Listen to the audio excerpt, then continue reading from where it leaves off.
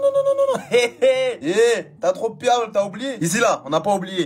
Lis, 8 juin 2025. Ça fait plus d'un mois. On va arriver en août, là. C'était tous les médias qui nous avaient dit. Papi Nieret travaille sur un transfert secret. Le joueur joue la finale de la Ligue des Nations. Il ne s'agit pas de Nico Williams. Ça parlait de Zubimendi aussi. Il nous a fait un coup. On se sait. On se sait. Vous là, vous êtes toujours pas compris. J'étais en vacances, il y en a quelques-uns où m'ont envoyé Rodrigo au FC Barcelone. Ah, ils vont nous le voler. Oh. Vous croyez vraiment qu'on peut se faire doubler par le FC Barcelone? Hein? Vous êtes sûr de le vouloir, ce buveur de bière qui va au maquis tous les jours avec son gros bide là? Attendez, je m'explique. Pas de Nico Williams, pas de Zubimendi. Oh, mais c'est pas CR7 non plus, il a 45 ans. Les gars, j'ai cru lire que la clause de Lamine Yamal est de 1 milliard d'euros. Vous pensez qu'on est pauvre? Vous pensez vraiment qu'on est pauvre? Vous pensez qu'on n'a pas opéré Jude Bellingham avant la Coupe du Monde des clubs? Pourquoi? Parce qu'on prenait des sommes à chaque match. 8 Drixé, 74 millions, ça suffira pas? Wow, c'est Madrid en face. Hein? Quand vous avez lu les communiqués d'il y a 2 jours là, ah, le Real Madrid a enregistré plus de 1 milliard d'euros. Wow, 1 milliard d'euros, c'est la clause. On va tout décoffrer. Rodrigo, ça vous fait plaisir, non, à droite? Ben, prenez-le, intégrez-le dans votre 11. Nous, on reprend un truc. On reprend ce qui nous appartient. Tel père, tel fils. See you soon.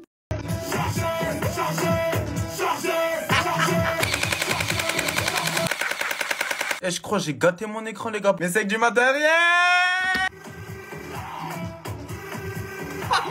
Muchas gracias, tonton Luquita. Fais-le venir là-bas à Milan. Léo, il va bien t'accueillir. Lui aussi, il aime les Fimbi comme toi. T'as dit, t'as rompu avec ta petite amie pour commencer à sortir avec sa mère.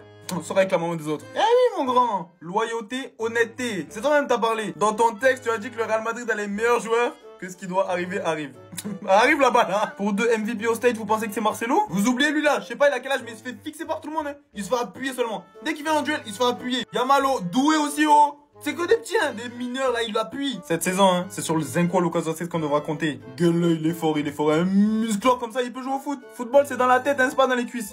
Il court seulement, il lève même pas la tête, il sente. Mais y a personne qui sente. Oh, faut quitter. Là, avec tonton Luca, là. Et bon, on veut même pas, commence pas à me bouder, hein. Parce que si t'as un problème, moi, je te donne un conseil, faut charger. Vous voyez? Vous voyez maintenant, ça nous fait passer pour des charclos. Ok, on a dit football, c'est business. Real Madrid, on est intelligent, c'est marketing stratégique. Mais à un moment donné, il faut ralasse. Oh non, que c'est de sa faute. David Alaba, por favor, hein, quitte notre club. Le mois dernier, on a vu cette news comme quoi la seule façon pour qu'on recrute un défenseur central, c'est que David Alaba, il quitte le club. On comprenait pas. Ça vient de tomber maintenant, lisez. David Alaba, top 2 salaire Real Madrid. David Alaba, 22 millions d'euros. À titre de comparaison, hein, vous voyez les PSG, les Qataris, vous pensez que Ousmane Dembélé, meilleur salaire du club, 18 millions d'euros. 3 matchs en 3 ans, 22 millions d'euros, mais tu m'étonnes, il va pas kill. Prends tes coraux. Prends tes cours. Merci pour tout. À la prochaine. Ce que tu es en train de faire à Reiner, là, tu veux rendre son contrat.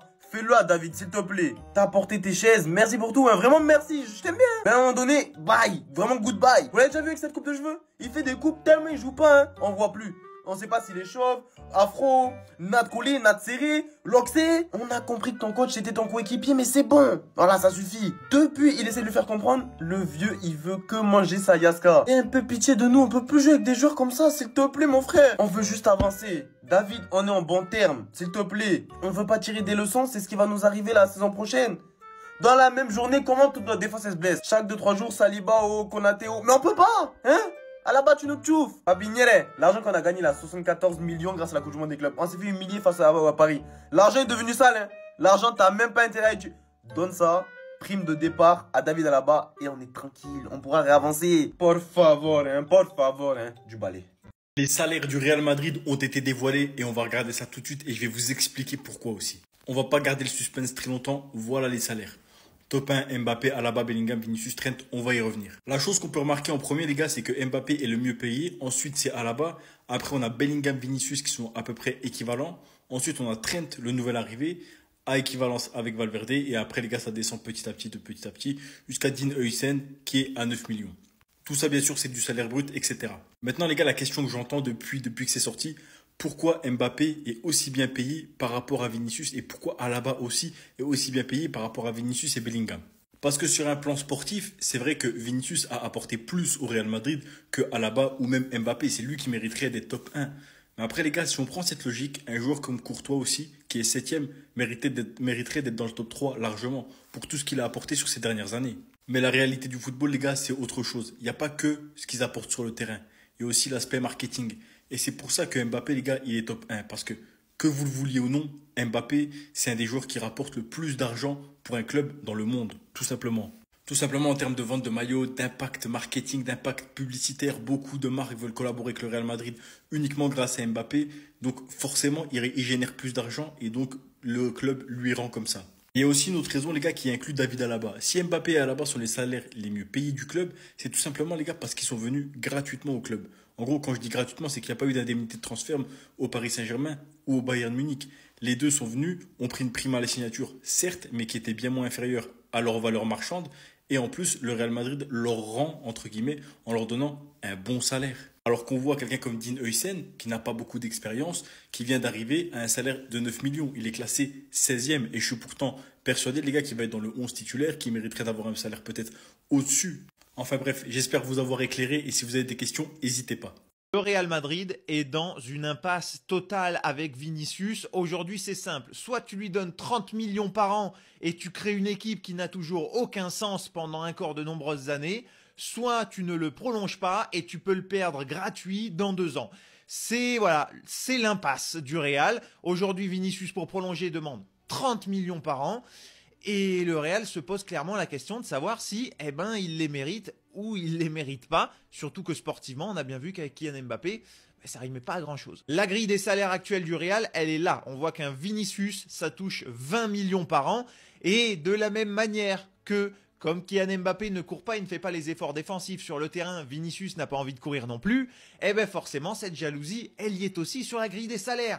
Et que Vinicius, quand il voit le salaire à 30 millions de Kylian Mbappé, il veut la même chose. Voilà, donc aujourd'hui, le Real, c'est très clair. Soit tu prolonges Vinicius à 30 millions, sauf que tu continues de créer cette équipe qui n'a absolument aucun lien et aucun sens d'un point de vue collectif. Voilà, et on le voit sur le terrain, c'est des faits depuis plus d'1 an maintenant. On voit que c'est 2 joueurs qui ne sont pas faits pour évoluer ensemble.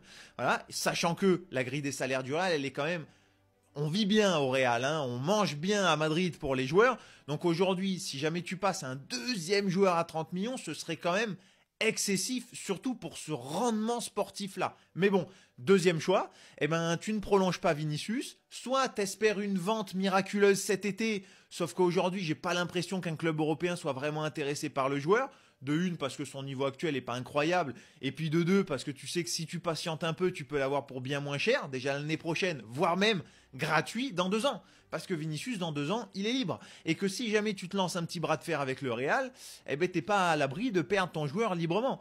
Et voilà, le Real est dans cette impasse-là. Quelle est la bonne solution pour l'instant?